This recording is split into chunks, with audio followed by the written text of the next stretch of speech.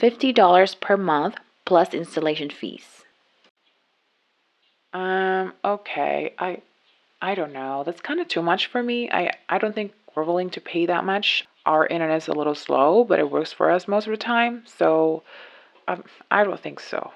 Hey everyone, this is going to be a lengthy video.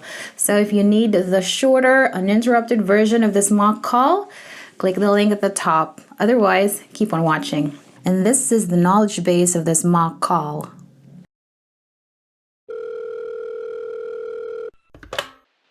Hello? Hi, may I speak with Vanessa Roberts?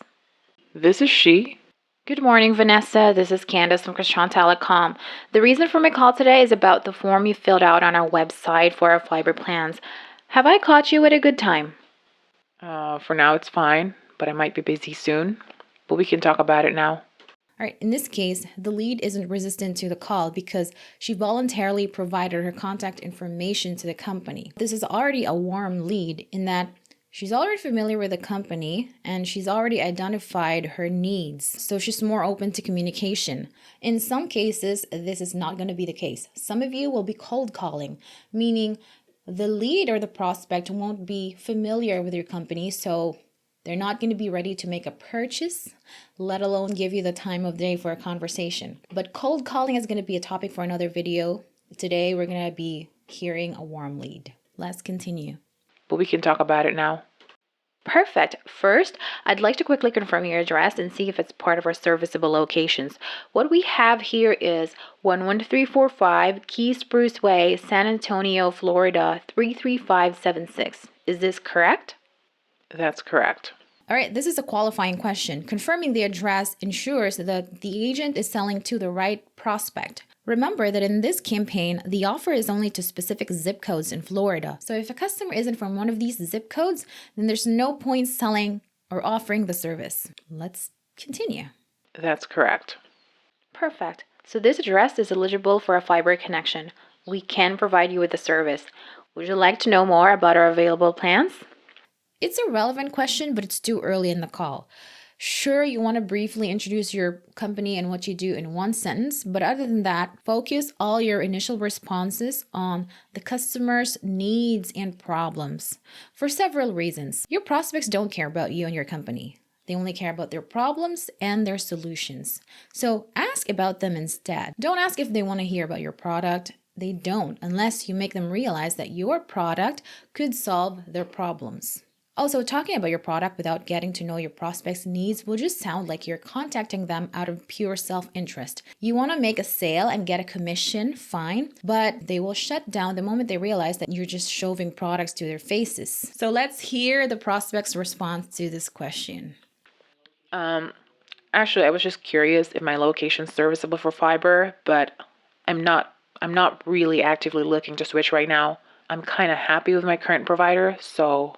Unsurprisingly, she's met with an objection. This is an indication that she's talking way too early about her product. So what should the agent do? Let's hear it. I understand. This is just going to be a discovery call to see if there are areas where we might be able to help you out with. If I could just ask you real quick, how much is the average speed you're getting from your current provider? I'm not sure. I haven't really checked. And what's your current provider? BCNC? As you heard, the agent asked more questions. And that is because when met with an objection, your number one goal is to keep the conversation going. And you do that by asking questions, but not questions about that will lead you to talk about your products and services. No, it should be questions that will get your prospect talking about her current situation, her problems, her wants, and needs. Because first, asking questions catches the lead's attention. It encourages them to engage. And behind every successful sales pitch is an engaged prospect.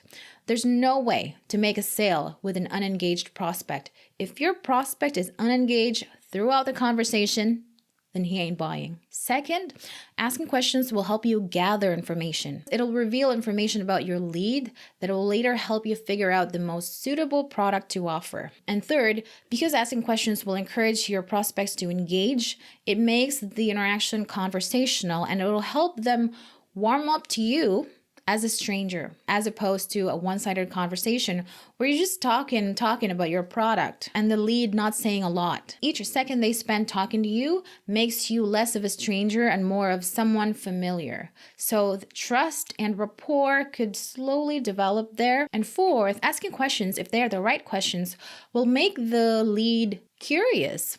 Like, okay, why is she asking me this question? So they answer because they're curious as to how it would go. And the next thing that you know, they're answering one question after another. And if the product turns out to be actually interesting, then they forget about ending the call and they engage with you. There's a part of us humans that like to talk about ourselves. And being asked questions will activate that desire. It's a signal that you're interested in what someone has to say, which in this case, you actually are because you're gathering information. This is why when a salesman only talks about his product and his product alone and doesn't bother asking questions about you as the prospect, you instinctively repel that salesperson because his interest ends up becoming the highlight of the conversation while yours is being swept under the rug. But be careful with the type of questions that you're asking your prospects. Make sure that they don't require too much thought to answer. Keep them simple, casual, and relevant. You don't want to drown your leads with questions that are too complicated to answer because they likely shut down. So basically, don't make them think too hard.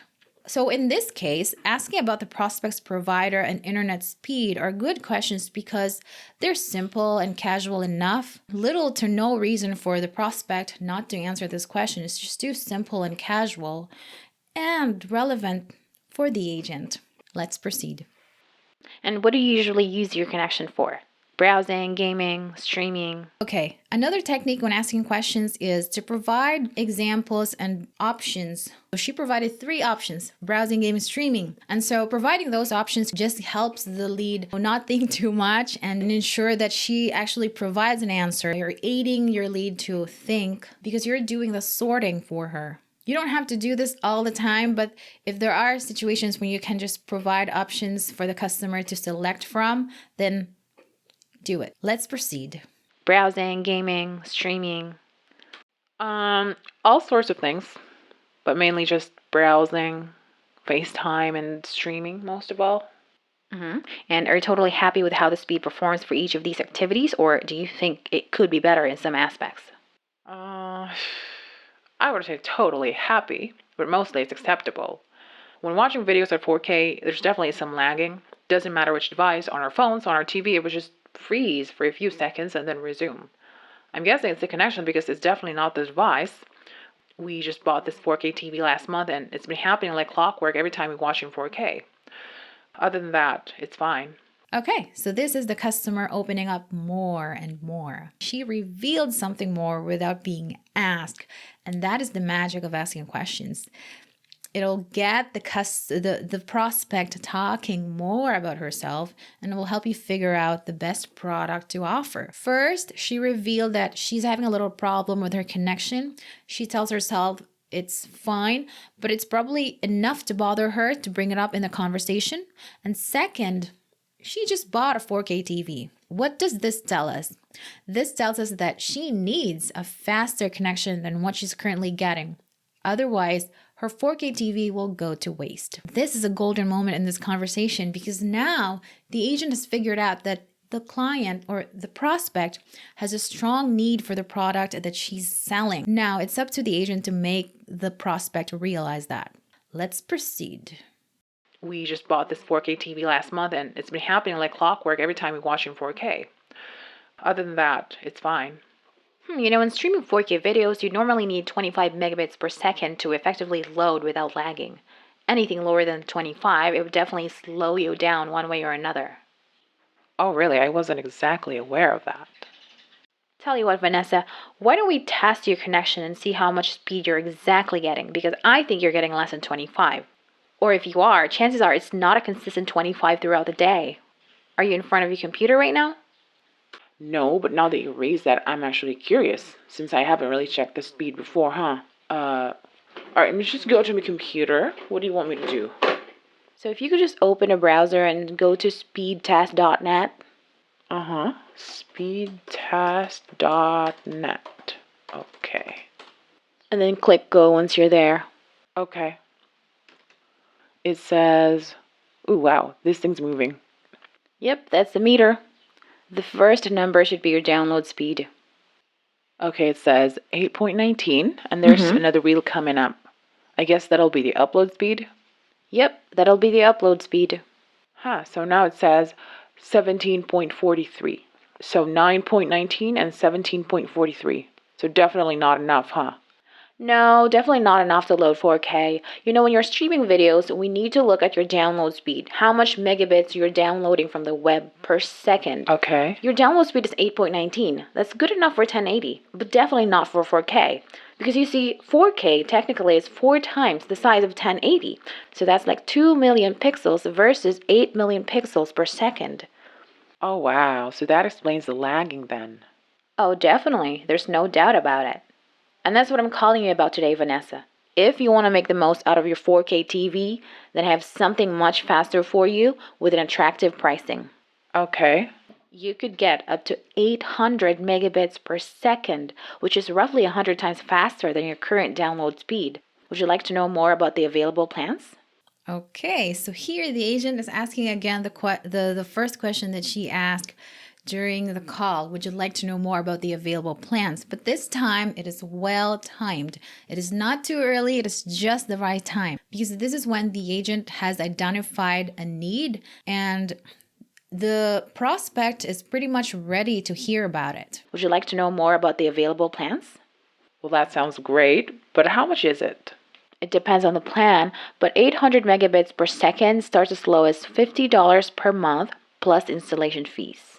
She offered the third package, which is the 800 megabits per second for $50 per month. And if you think about it, this is an overkill. She could just have offered the lower plans, which are 400 megabits per second for $30 per month or 100 megabits per second for $25 per month. But she went for the highest plan.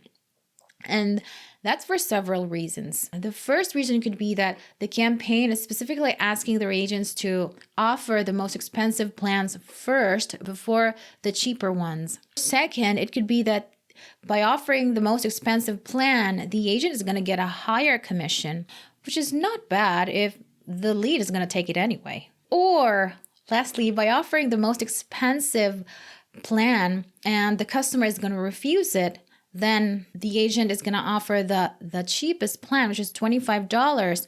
Then she's going to create a contrast in the lead's mind, and the lead is going to think, okay, from $50 to $25, that's a really huge difference. And she's going to think, this is too good of a deal to pass up, I should take it. Either way, the sale is going to be likely successful. But let's hear the lead's response. $50 per month plus installation fees. Okay. I don't know. That's kind of too much for me. I don't think we're willing to pay that much. Our internet's a little slow, but it works for us most of the time. So I don't think so. Okay. So she finds it's too expensive that she's willing to forgo the 4K feature of their TV. So that means the agent pushed too far price-wise. What should she do? Let's hear it. I don't think so. Okay, how much do you pay monthly for your current connection? The agent here asked about her current monthly fee to put things into perspective. And also by asking the competitor's pricing, she'll be better able to offer the best pricing. Could it be the 400 Mbps for $30 or the 100 Mbps for $25? Okay, let's hear the prospect's response. Okay, how much do you pay monthly for your current connection? About $33, something like that. That's kind of like my price range. I don't think I want to be paying any higher than that. Okay, I getcha. Let me check here, okay? Because I might have something more suitable for you. Oh, okay. Okay, what if I tell you you can get 100 megabits per second for only $25 with free installation fee? All right, so now the agent is offering the most suitable package for the lead, cheaper than what she's currently paying, and also cheaper than what she previously offered. So let's hear it. $25 for how much? How much speed? 100 megabits. Not as fast as 800, but definitely 12 times faster than your current download speed. More than enough to play 4K and cheaper than $33. How does that sound? I'm gonna have to talk to my husband about it. I also have to go to work now. Can you call me later after work this evening? Here, the lead came up with two objections. First is that she needs to go. She's probably busy. She needs to be somewhere, which is not that bad because she actually suggested a callback. So that is a good sign. The second objection, she said that she needs to talk to her husband first. So in some calls, you're going to be talking to leads that actually don't make the decision, or they have to consult other individuals to make the decision. This is particularly true if you're in a B2B industry where you're representing a business and you're calling another business to offer your products and services. Hopefully this is not going to be that much of an issue because the product is pretty much affordable. But it's going to be particularly tougher if you're in a B2B situation because the price tag in those cases are going to be really high. And in some cases, there will be some red tape involved. So the barrier is quite higher in that situation. But in this case, hopefully not. Okay, let's hear it again. Sure, I can call you back at 6 or 7 this evening. Which do you prefer? 7 should be fine. All right then. Thank you for your time, Vanessa. I'll call you back at 7 in the evening today. Have a good day. You too. Bye. All right, here again, the customer gave a vague time and she said this evening after work, but then the agent made sure to hone in on a specific time. And so she provided again two choices, 6 or 7 this evening. Which do you prefer? So it just makes the decision making very easy for the lead. The thinking is if you have 100 dishes to choose from in a menu, you would take a long time to decide which one you would want to eat, as opposed to having to choose only from 10 dishes. So in this case, less is more. If you can trim down the questions to their simplest form and provide choices when possible, and make those choices as uncomplicated as possible, the better. Okay, so let's now hear the callback. Hello? Hi, Vanessa. Good evening. This is Candace from Kwestyon. I'm following up with you as we agreed this morning to boost your internet speed for a 4K loading capability.